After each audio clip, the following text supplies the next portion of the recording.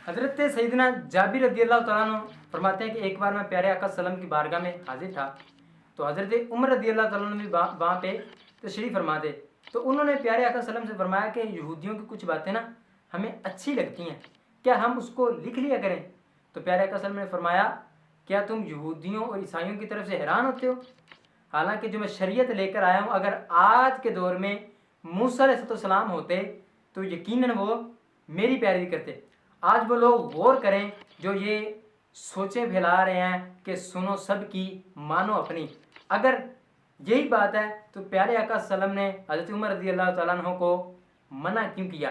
पता ये चला कि जो आका अलैहिस्सलाम शरीयत लेकर आए हैं वो इस बात की दलील है कि आका अलैहिस्सलाम मुकम्मल शरीयत लेकर आए। हाँ, अगर इसमें कमी पेशी होती तो आजकल जो उलमा है वो ज़रूर कहते कि तुम उनकी किताबों से जो आपको अच्छा लगे वो लें, लेकिन ऐसा नहीं है।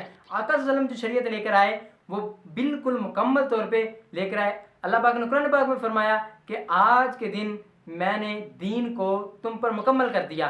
तो पता ये चला कि जो भी कोई यहूदी या ईसाई अगर अच्छी बात कहे तो उसको सुनी अनसुनी कर देनी है, उसको शाबाश नहीं देनी। आपने कहना यार इसने बड़ी अच्छी बात की, अगरचे सही है, भाई सही है उसका फिर उसके साथ है, लेकिन प्यारे आका सल्लम जो शरीयत लेकर आए वही हक है, वही सच है। लेकिन आज मुसलमानों की ये सोच बन चुकी है कि सुनो सबकी मानो अपनी। आजकल यही हो रहा है कि स्कूल में बच्चे पढ़ने जाते हैं लेकिन बच्चे मुसलमानों के हैं, उस्ताद यहूदी हैं, उस्ताद ईसाई हैं, उस्ताद बद मजहब हैं।